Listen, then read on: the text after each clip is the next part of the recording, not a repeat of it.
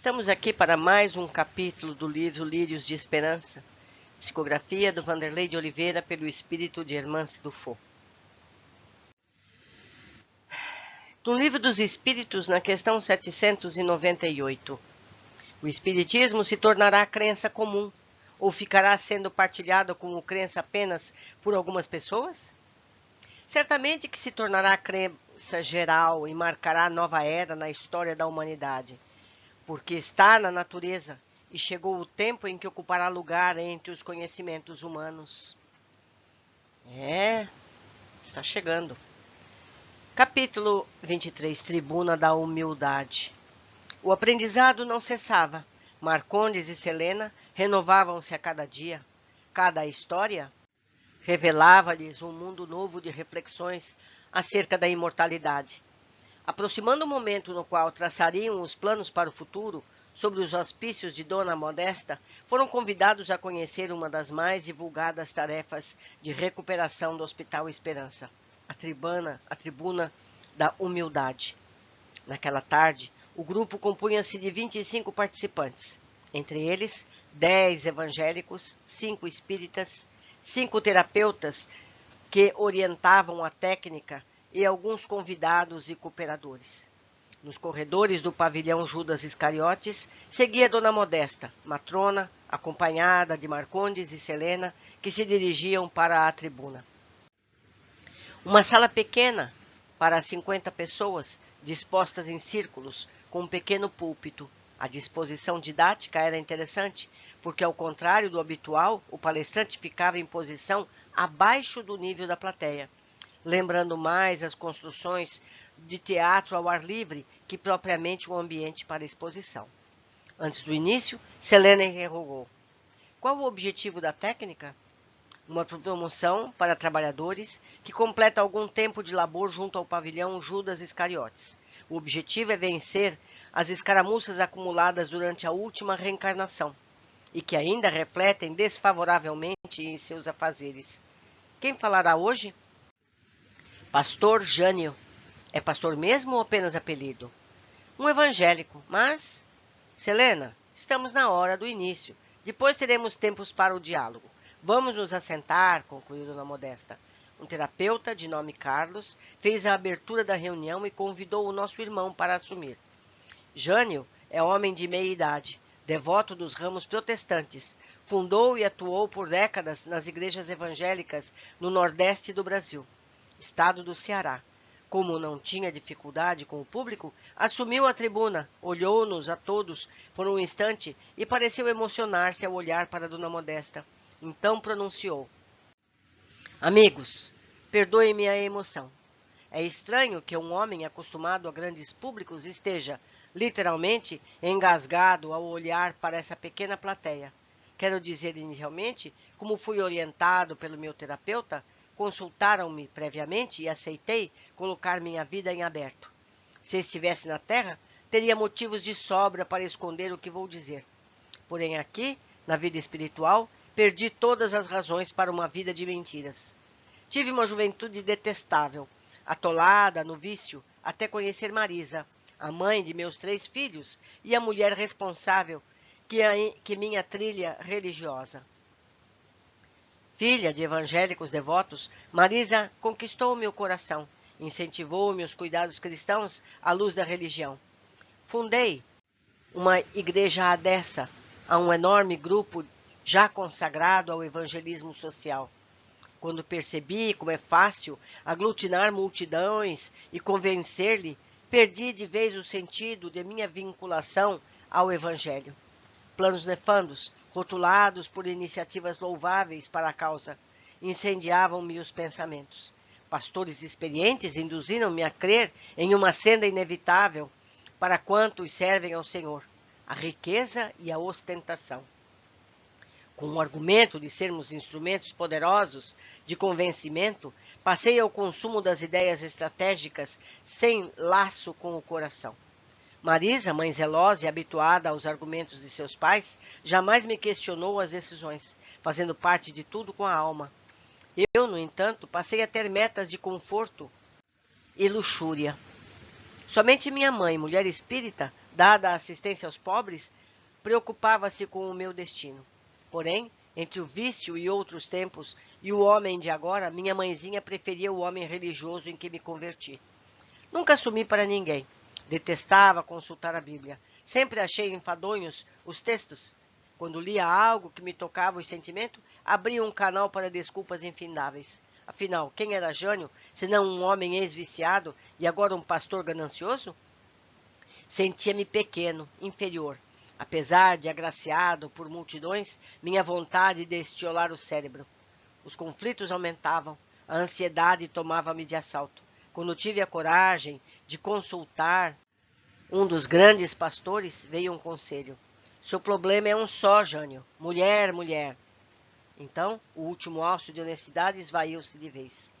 Preferi o equívoco, pois me agradou a ideia de que uma autoridade maior abonasse minha conduta com o seguinte argumento. Pessoas dedicadas como nós temos alguns descontos perante Deus. A igreja estava abarrotada de fiéis hipnotizados. Mulheres belas e sofridas, à procura de homens nobres e atenciosos. Foi fácil mais uma vez. Foi fácil. Minha mãe novamente foi convocada a agir, pois uma das crentes de que abusei passou a frequentar o centro espírita. Sempre tinha um bom argumento e tudo ficava como estava, a caminho da queda. O prazer durante um bom tempo fez sentir-se melhor, mas depois, aí sim, veio o pior, a depressão. Não consegui esconder a tristeza, o enfado, a loucura por dentro. Não tive alternativa ante o volume cruel de obrigações, senão pretextar uma longa viagem com a família. As tricas políticas, por fim, afastaram-me do púlpito. Em uma noite de dor, não suportei e dei cabo à vida. Vejam esta marca. E, surpreendendo a todos, abriu a camisa, mostrando o peito com larga marca cicatrizada por todo o tórax, parecendo uma velha casca de maracujá toda enrugada. No corpo físico, jamais alguém veria uma cicatriz dessa natureza. Somente na vida espiritual pode-se aferir os efeitos do suicídio no perispírito. Aqui, entretanto, a cada dia que olho no espelho para mim mesmo, ele caiu em pranto compulsivo, sendo auxiliado por seu terapeuta com um lenço. Olho para mim mesmo e penso na vida. Penso em tudo que fiz. Penso na parte boa de toda a minha história e resolvi esquecer. Os filhos queridos, ainda pequenos, a mulher sincera, a bênção da religião, a mãe bondosa que não sei onde se encontra. Jânio parou por um instante sob o influxo da emoção. O público presente mantinha-se atento à fala do companheiro. Os mais sensíveis, entre eles Dona Modesta, deixaram as lágrimas lavar a face. E o pastor continuava. Que fiz para merecer socorro? Não imagino. Mas essa mulher, que aqui está, e apontou para Dona Modesta, tornou-se minha nova mãe, retirando-me do charco de dor e loucura. Passados 5 meses nesta casa de amor e misericórdia, ainda carregando o peso da culpa e as dores cruéis no peito, só posso mesmo agradecer e oferecer-me para algo, fazer em favor de alguém. Gostaria muito de pedir perdão a algumas pessoas. Como não sei se as verei, peço licença a vocês presentes para me permitirem um ato de amor em favor de minha paz. Jânio olhou com atenção para a plateia e, como se sondasse o íntimo de cada qual com sua capacidade de percepção magnética, repentinamente ajoelhou-se em frente a um dos presentes, beijou-lhe os pés. Não conhecia a pessoa nem sabia o nome e disse em voz alta: Meu irmão, qual o seu nome? Célio. Então, Célio, em nome de nosso Senhor Jesus Cristo, a quem glorifico, peço-lhe perdão, a ti, meu irmão, porque mesmo não lhe tendo ofendido diretamente, nem lhe o conhecendo, vejo mágoa em seu olhar, vejo tristeza em sua fisionomia. Perdoe-me, Célio, não errei por intenção. Foi um equívoco, um iludido por mim mesmo. Amo Jesus e quero segui-lo. Perdoe-me, irmão querido. E prorrompeu novamente em prantos, sendo abraçado efusivamente por Célio, que demonstrou aceitar plenamente a atitude do pastor. Todos estavam emocionados ao extremo com a sinceridade de Jânio. Não resistindo ao ato de perdão, seu terapeuta o recolheu em abraço fraternal e pediu a Célio que assumisse a tribuna para falar o que desejasse. Jânio acalmara a sua alma. Suas faces alterou, tornando-se leve, esboçando um sorriso, e de seu peito uma fraca luminosidade podia agora ser percebida. Do alto, um filete de luz prateada, porém com altíssimo potencial de amor, penetrava seu centro gástrico em profusão de bondade e ternura. Os trabalhos continuavam. Depois de pronunciamento sensibilizado de Célio, Jânio regressou à tribuna para responder várias questões dos evangélicos presentes. Em verdade, o tribuno fez uma catarse do grupo, aliviando suas próprias lutas. Terminadas as alocuções, que duraram 60 minutos, os grupos se dispersaram, ficando Dona Modesta, Marcondes e Selena. Dona Modesta, que acontecerá com ele agora? Interrogou Selena. Estará mais aliviado e com novas amizades. Viram como os evangélicos o cercaram? Ainda bem que nós espíritas não temos erros tão clamorosos, expressou Marcondes. Só mesmo quem não conhece com profundidade os dramas possíveis poderia afirmar algo assim, meu caro Marcondes. Pelo menos suicídio nunca ouvi dizer que exista entre os espíritas. Quero dizer, com exceção de Jandira, que está nas alas restritas. Meu filho, não queira saber do sofrimento de muitos amigos de Lídia em plena sombra. Em nossa ala de suicidas, temos inúmeros casos de espíritas. Dona Modesta, será possível? Nem os espíritas escapam, indagou Selena com curiosidade. Nem mesmo os espíritas escapam. Viram a narrativa de Jânio? A depressão é doença sutil, que vem assolando muitos amigos da Ideal, que não reconhecem, com humildade, sua condição enfermiça. Temos casos de suicidas espíritas que jamais admitiram a possibilidade de consultar um psiquiatra. O que seria um contrassenso? Contrassenso por quê, Marcondes? Onde já se viu um espírita necessitar de psiquiatra? Isso seria admitir que não vive o evangelho. O pior, que a doutrina não está sendo suficiente para nosso equilíbrio e orientação. Lê do engano. A questão não está na doutrina nem no evangelho, e sim em nós, os espíritas. Somente desconhecendo a natureza de nossas necessidades ou tentando ignorar a extensão de nossa inferioridade, pode-se exarar uma declaração como essa, pois, em verdade, a superlativa importância pessoal tem sido uma enfermidade comum entre amigos da Lide. Você lembra das lições obtidas com H na ala da Unificadores? Lembro, pois fique sabendo que muitos daqueles que já se encontram no segundo andar em melhores condições optaram pelo suicídio. Não consigo imaginar como um espírita, particularmente um líder espírita, pode chegar a tal ponto. É mais fácil do que você possa imaginar, Marcondes. O caso de Jânio ilustra bem essa trajetória. A senhora quer dizer que alguns espíritas fazem o mesmo percurso que ele? Alguns fazem percurso pior. Então não são espíritas. Marcondes, pense em sua experiência pessoal, meu amigo querido. Que diria se poderia se considerar espírita? Sabe de uma coisa, Dona Modesta? Diga, estou deixando de acreditar nos espíritas. Se me permite a sinceridade, acho que o senhor nunca acreditou. Talvez. E digo mais, por pouco não deixou de acreditar na doutrina. Isso também, Dona Modesta, pois tenho motivos para acreditar que sim. Quais? Pelo interesse com o qual você assistiu à preleção de Jânio. Não entendi bem, a senhora quer dizer que... Quero dizer, interrompeu a matrona, que você adoraria fazer algumas perguntas e não teve coragem, porque diziam respeito às suas crenças mais íntimas. Se estivesse na terra, teria uma hora dessas, abandonaria tudo e seguiria outra designação religiosa, envolvido pela sinceridade de Jânio. Dona Modesta, não seja indiscreta. Porventura andou lendo meus pensamentos? Mais que isso. Não fiz as perguntas, porque o grupo de evangélicos deve ter lá seus problemas, e abafaram os homens após a fala. Não queria me envolver em coisas de protestantes. Acha mesmo que foi colocado nesse grupo à mercê do acaso? Não existe acaso, não é mesmo, Dona Modesta?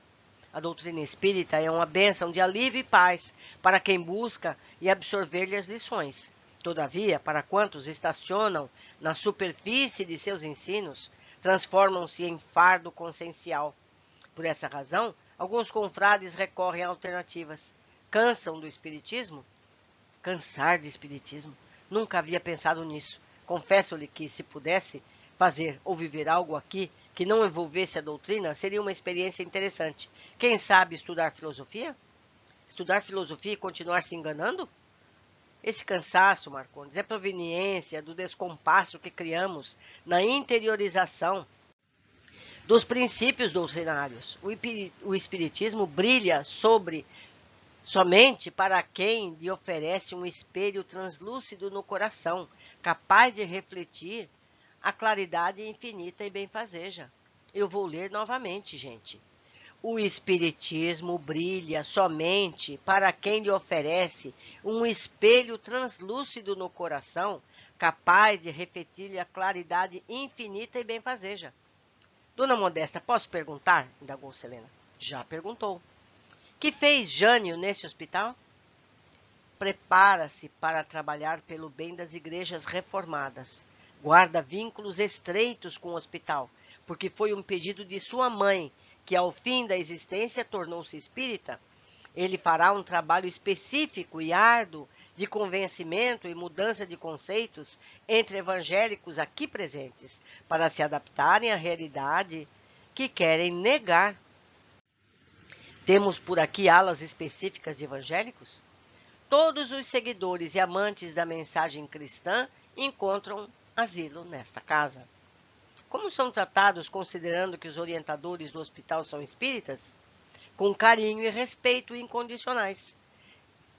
Essa a orientação de Eurípides e do próprio Cristo quando asseverou: nisto todos conhecerão que sois meus discípulos, se vos amardes uns aos outros. João 13:35.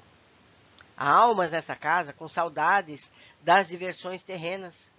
Temos um centro cultural que reproduz parte dessas manifestações com fins de entretenimento educativo, através de teatro, música e cinema. Temos também uma capela com fins terapêuticos para aquelas almas que sequer encontram motivos para continuarem a viver. Carecem de manifestações exteriores. Apesar disso, não é incomum encontrar alguns espíritas frequentando-a em preces sentidas e autênticas. Nosso nosocômio é um centro de recuperação que reproduz muitos cenários terrenos com fins motivacionais e restauradores. Claro que, em colônias mais ajustadas às finalidades ascensionais do espírito, certamente tais manifestações são abolidas, objetivando a consciência. Aqui no Hospital Esperança, apesar de sua feição educacional, não conseguimos, por ora, escapar de sua característica eminentemente socorrista, atrelada ao mundo terreno. Observando a fisionomia absorta de Marcondes, Dona Modesta provocou: está intrigado com a capela, Marcondes? Como lhe disse, Dona Modesta, acho que vou parar de ficar surpreso. Não duvido de mais nada. Vou tentar ver tudo com naturalidade. Sua fala merece algumas palmas, manifestou a orientadora com alegria. Pois esse é o espírito da vida, naturalidade, vivê-la como ela é, celebrando a existência com fraternidade ao diverso, ao oposto do contrário. Felizes são aqueles que conseguem caminhar dessa forma, distantes da terrível doença do preconceito e da indiferença. Por qual razão a senhora nos trouxe aqui? Intercedeu novamente Selena, que estava muito reflexiva sobre as novas informações daquela hora. Esta é a tribuna da humildade. Já passaram por aqui alguns espíritas conhecidos, fazendo de seus mais singelos pecados um verdadeiro tributo à autenticidade. Outros, em situações mais graves, tiveram a coragem de revelar desvios clamorosos de sua vida corporal, expondo-se assim de forma pública. Mais cedo ou mais tarde, todos nós teremos que tratar nossas mais secretas amarguras e feridas. É o preço pela liberdade. Teremos que apontar nossas chagas para que o médico divino possa sará-las. E apontando significativa, olhá-las no espelho da consciência. Só é capaz de operar dignamente nesse sentido aquele que adotar a postura mental da humildade. Humildade é o ato de amarmos-nos como somos. A tribuna, para esses, não passa de técnica auxiliar. Parece-me muito cruel ter que se expor assim. Como será usada essa informação depois? Não sei quanto ao mundo em que me encontro, mas, no plano físico, se agíssemos assim, certamente seríamos macerados. Nossas informações seriam usadas contra nós, e ai daquele que se expuser. Não posso discordar de semelhante verdade. Aqui, porém, temos objetivos bem definidos e só participam da tribuna os pacientes que tiveram suas fichas exaustivamente analisadas. O ato de se expor em nosso plano é sinônimo de alguém que, primeiramente, expôs-se a si próprio, assim como a regressão de vidas passadas. É recomendável, em alguns casos, a tribuna psicológica só será efeito benéfico para determinadas almas com traços peculiares de autoconhecimento. Em síntese, qual a função da tribuna? Sobretudo, encorajar os outros a se assumirem, ampliarem seu lento trabalho de desilusão, retirarem máscaras. Existe um acompanhamento de especialistas terapêuticos de diversas modalidades, cujas qualidades morais são resultado de longo serviço de amor à dor alheia. Entre 25 integrantes do grupo de hoje são psicólogos e admiráveis estetas das ciências da alma, terapeutas psíquicos. Somente novatos a frequentam? Somente quem deseja vencer a si. Temos sessões mais profundas em alguns corações mais conscientes, de posse de muitas informações de suas vidas pretéritas. Explicam as falhas da existência recém-finda sobre a ótica de sua trajetória milenar. Algo maravilhoso e profundo, capaz de fazer nascer a sublime virtude da compaixão, quando entendemos que aquilo que parece queda, na maioria dos casos, é avanço e crescimento, considerando as transatas existências carnais. Meu Deus! O que foi, Marcondes? Passou uma bobagem pela minha cabeça. Não é bobagem, antes fosse do jeito que você pensou. A senhora está lendo meus pensamentos? Mais que isso, repito. Mas leio seus sentimentos. O que senti? Desejo sincero de que esta fosse a realidade dos centros espíritas. Será possível que um dia venha a ser assim, dona Modesta? Não tenha dúvida. Quando? Quando os espíritas desistirem dos estereótipos elaborarem pela maioridade. Segundo o Dr. Bezerra, temos 70 anos para a instauração deste período. O período da maioridade. Isso está em Seara Bendita, editora do Fô, mensagem Atitude de Amor, que nós já lemos aqui. Está aqui nessa playlist. É muito tempo. Um piscar de olhos. Permita-me uma pergunta meio rude. Antes de suas colocações, seria crível admitir que os espíritas estivessem teatralizando moral? Inconscientemente. Explique melhor, por favor. Não o fazem por deliberação, intencionalmente. Apenas se defendem do que não desejam expor. Então, teatralizam? Teatralizamos. Não me incluo nessa postura. Não se inclui por pura ausência de lucidez quanto ao seu mundo subjetivo. O que a senhora quer dizer? Falou meio irritado o velho dirigente Marcondes. Que dificilmente alguém escapa de encenar virtude em nosso meio, amigo querido. Faz parte das etapas de avanço. Primeiro, os germes da reforma íntima fermentam longamente nos escaldantes caldeirões da intelectualidade. Somente depois, bem depois, é que se inicia uma metamorfose nos escaninhos do coração, no qual definitivamente processa-se a reforma autêntica, a conquista do self. Para cada um, esse tempo é diferente. Diante do exposto, poderíamos denominar o irmão Jânio como um protestante espírita. Pastor espírita? Ajusta-lhe a nomenclatura?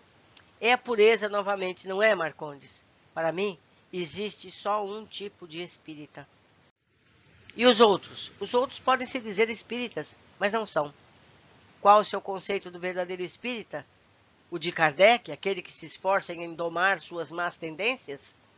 Isso está em O Evangelho segundo o Espiritismo, capítulo 17, item 4. E se o pastor Jânio estiver enquadrado nessa condição? Mas ele não é evangélico? Evangélico e verdadeiro espírita, segundo a conceituação kardeciana. Como ficamos?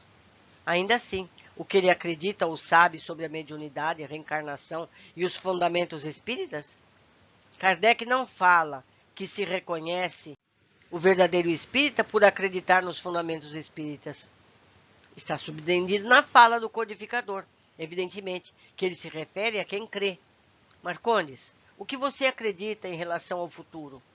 Teremos homens espíritas ou homens de bem? O espiritismo é a revelação da verdade. O homem terá que adotá-la inevitavelmente. Nem por isso todos vão ter que se tornarem espírita, concorda? Discordo. Mais cedo ou mais tarde terão de se tornarem espíritas. Você não acha que seria mais razoável pensar que todos adotarão os fundamentos da doutrina, mas cada qual conforme sua cultura e designação religiosa? Isso seria desfigurar o espiritismo em sua pureza? E qual a pureza do espiritismo? A que foi dada por Kardec. Kardec fez o espiritismo possível em seu tempo, sem retirar-lhe a condição de missionário da nova era. O codificador foi um homem de seu tempo, sujeito à cultura e à sua nação. Veja que os próprios livros da codificação contêm larga influência na corrente positivista, e mesmo na igreja. Conquanto tenha sido um investigador incomparável, esteve submisso, como não poderia ser diferente, ao caldo cultural de sua época. Vindo para o Brasil, a doutrina assimilou, por sua vez, os traços religiosos e sociais de nosso país. O que a senhora quer dizer com isso? Que o espiritismo, chamado de puro, é uma criação da cabeça humana, tomada pelo preconceito, e que os espíritas de hoje são um novelo cultural católico, um fenômeno social e histórico. As práticas e conceitos doutrinários foram talhados pelo arcabouço milenar do homem religioso. Não, dona Modesta, desculpe-me a interferência. A senhora está exagerando e misturando as coisas. Se todos pensarem dessa forma, onde vai parar o espiritismo? Vai parar no lugar que ninguém, em tempo algum, conseguirá detê-lo de chegar. Onde? No terreno neutro. Vai se tornar uma crença geral, como afirma a sabedoria do Espírito de verdade, mas não uma religião geral. Marcondes se mostrou duvidoso. Vamos ler aqui o trecho de A Gênese 27, item 32. A fim de chegarem a esta, as religiões terão que encontrar-se num terreno neutro, se bem que comum a todas. Para isso, todas terão de fazer concessões e sacrifícios mais ou menos importantes, conformemente à multiplicidade dos seus dogmas particulares. Mas em virtude do processo da imutabilidade de todas professam, a iniciativa das concessões não poderá partir do campo oficial. Em lugar de tomarem no alto o ponto de partida, tomá-lo-ão embaixo por iniciativa individual. Desde algum tempo, um movimento que vem operando de descentralização tendente a adquirir irresistível força. O princípio da imutabilidade, que as religiões hão sempre considerado uma égide conservadora, tornar-se-á elemento de destruição, dado que, se imobilizando-se ao passo que a sociedade caminha para frente, os cultos serão ultrapassados e depois absorvidos pela corrente das ideias de progressão. Como interpretar esse trecho? Eu faço aqui um parêntese e convido a todos que abram o seu livro e leiam e meditem sobre o que eu acabei de ler. O Espiritismo não cria a renovação social e nem incute espiritualidade no povo. A Terra avança paulatinamente para a maioridade na busca da noção abrangente de civilização. Essa maioridade humana requer uma doutrina tão clara quanto o Espiritismo. As pessoas se espiritualizam com ou sem o Espiritismo. Suponhamos que seja como a senhora diz, e que se eu quiser continuar espírita, conforme o conceito que tenho de verdadeiro espiritismo, é um direito que lhe cabe. Contudo, entenda que não é verdadeiro para todos. Não será o caminho adotado pela maioria ante o inexequível fenômeno mundial de espiritualização. O seu conceito de pureza é parte dessa diversidade. Merece ser acatado como parte de um todo. Falando assim, sinto um enorme desânimo para com o trabalho dos unificadores, do esforço que fazem milhares de homens pelo bem da doutrina. Essa questão, o bem da doutrina, O homem realiza o que pode de melhor no seu conceito pela causa, pela doutrina. No entanto, esquece que ela defende e prega o amor incondicional ao semelhante. Ama-se a doutrina e desama o alvo central dela própria. Uma incoerência que precisa ser corrigida. Isso me causa uma terrível insegurança. Em relação a quê? Aos exageros doutrinários, por exemplo. Esse enfoque, logo teremos espírita católico, espíritas umbandistas. Teremos não, já temos. Além deles, começam a surgir os espíritas psicólogos, espíritas artistas, espíritas administradores, espíritas ocasionais e outros tantos. E como fica essa situação? De espíritas ele só tem o nome, como disse a senhora, são ocasionais, são espíritas em parte, ou seja, naquilo que lhes diz respeito. Explique melhor. O caso do psicólogo que se fez espírita, porque usa alguns conceitos espíritas em seu trabalho, podemos considerá-lo espírita? Sem dúvida. Ah, dona Modesta, debochou o dirigente, não consigo aceitar isso nunca. Só porque um psicólogo ou um bandista utiliza alguns conceitos espíritas, dizer-se espírita é demais. Por que demais? E onde fica a vivência dos princípios? Quão distantes não estão do que expõe o espiritismo? E o que propõe o espiritismo? A reforma, a melhora, a ética do bem? Analisando dessa forma, pode-se fazer uma pergunta. Como se encontram os que se dizem verdadeiros espíritas em relação a essa reforma, a essa melhora e essa ética do bem? Fazendo o melhor que podem para honrá-la, dentro dos centros espíritas, firmes na tarefa. Mas com essas mesmas lutas que todo ser humano concorda? Concordo. O que tem isso a ver? Tem a ver que cada qual dará o passo possível em direção a essa melhora. E não se surpreenda em encontrar aqui alguns homens como o pastor Jânio, que jamais ouviram falar de espiritismo e oferecem testemunho como o que você ouviu, e que, no entanto, encontram-se melhores que muitos espíritas nesse conceito, defendido por você. O maior problema do cristianismo primitivo foi ter banido o amor de suas relações. Se usasse hierarquia e ritual, mas amasse. A senhora está pregando um espiritismo ritualizado em nome do amor? Sou a favor do amor acima de quaisquer conotações filosóficas e religiosas. Os conceitos doutrinários, como ficarão nesse caso? São irretocáveis, desde que o vivamos em espírito e verdade. O amor é o centro de convergência de todos os fundamentos espíritas. Se advogarmos os princípios sem exagero, de amor legítimo, estaremos vivendo um processo chamado institucionalização, isto é, aprisionamento de sentimentos em detrimento das convicções. Essa atitude conduz ao desamor. É uma das mais viris manifestações, chama-se indiferença. Isso é a ação emocional de quem não pretende interagir com os diferentes e suas diferenças. E o modelo criado pelos unificadores, pelo esforço de Bezerra de Menezes, cuja história se confunde com as nascentes do espiritismo brasileiro? O modelo inicial foi necessário. O problema é torná-lo modelo definitivo.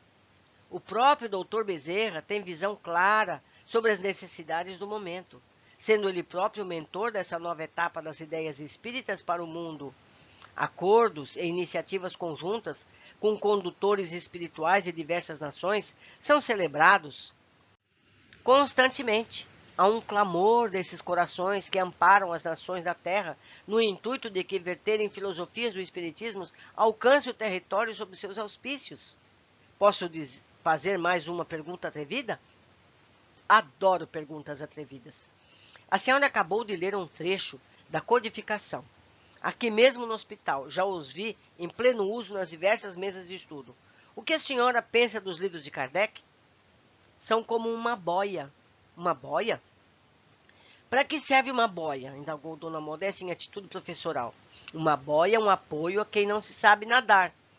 Nesse caso, sob o aspecto espiritual, a humanidade inteira precisa dela.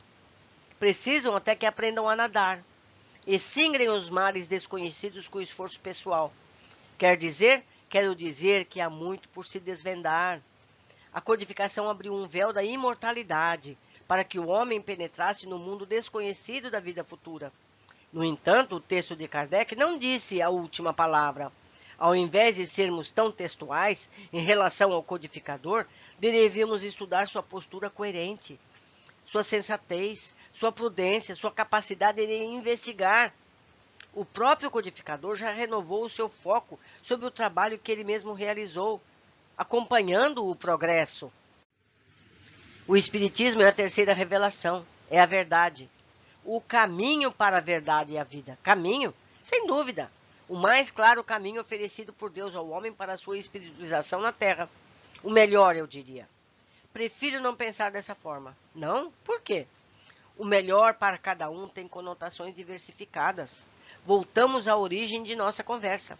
É mais interessante tornar-se um homem de bem que um espírita dentro dessa conceituação estereotipada.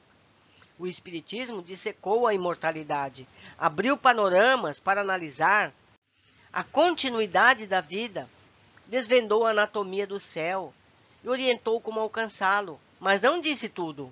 Pequena ponta do imenso véu está aberta para a sabedoria dos ensinos espíritas. O mérito da doutrina é conferir lógica aos princípios religiosos de todos os tempos e conectá-los com a ética e benevolência aplicada. Indiscutivelmente, sem quaisquer reducionismos, o triunfo da doutrina não foi somente o de reafirmar a imortalidade, um princípio já consagrado em várias culturas, mas sim o de dissecar esse tema, esquadrinhando a anatomia da morte, conferindo-lhe caráter comportamental. A lógica adveio da experimentação, e a ética sobressaiu dessa, como sendo a alma das ideias espíritas. A lógica ilumina a razão para a conquista de uma fé racional, e a ética impulsiona para ser uma adoção dos caminhos libertadores, uma consciência divina de nós mesmos. Confesso que a argumentação da senhora balança meus conceitos. Todavia, não consigo aceitar, de coração, suas colocações. Para mim, o verdadeiro espírita é um só, e não tem meio termo. O verdadeiro espírita é aquele que está na comunidade, seguindo os preceitos de Kardec. A comunidade espírita, em verdade, é um exemplo no que tange ao esforço sacrificial para vencer a rotina imprimida pelas ilusões mundanas. É uma seara bendita que deve ser interpretada como excelsa enfermaria para a recuperação de nós próprios, em que somos diferentes dos demais religiosos. Já vivemos a ética da imortalidade? Qual de nós venceu por completo a roda dos interesses pessoais? Quantos já desenvolvemos o pensamento reencarnacionista a ponto de iniciar o projeto do futuro retorno? Necessário avaliar que as vitórias e aquisições à luz do espírito imortal não passam de matrizes valorosas, porém embrionárias, para germinações na longa peregrinação evolutiva. Não se equivoque, a comunidade espírita brasileira é um centro de recuperação para almas acentuadamente enfermas, tanto quanto nós três. Perdoe-me a sinceridade que faz bem ao seu gosto, mas não sei se chama a senhora de louca ou inteligente, manifestou o dirigente com humor. Pouca diferença existe em loucura e inteligência. Digamos que os inteligentes são loucos educados. De minha parte, creio que nem isso eu seja. Sou uma louca, louca pelo Cristo. A vida de qualquer discípulo não é mais a mesma depois de passar pela tribuna da humildade. A tarefa criada por Dona Maria Modesto Cravo, sob a aprovação de nosso diretor, alcança índices gloriosos na libertação de almas aprisionadas às suas próprias mentiras. Qual de nós não terá que subir nessa tribuna ao longo do espinhoso caminho da desilusão? Meus amigos, esse capítulo é precioso. Precisamos meditar sobre tudo isso. Foi dito aqui que o Espiritismo é a terceira revelação. Houve a primeira, a segunda, a terceira. E quem garante que não haverá a quarta, a quinta, a sexta? O Espiritismo nos dá mais um degrau para a nossa evolução. Outros degraus existem, pois nós ainda estamos no mundo de expiação e provas. Somos crianças espirituais. Não conhecemos toda a verdade. E será que nós não estamos nos comportando como se comportam as religiões mais tradicionais? Religiões que no passado fizeram tribunais. Será que os espíritas também não estão nessa tendência de julgar quem é certo, quem é errado? Precisamos fazer a nossa tribuna da humildade, avaliarmos os nossos comportamentos. Se não estamos preparados para fazer isso em público, façamos para nós mesmos.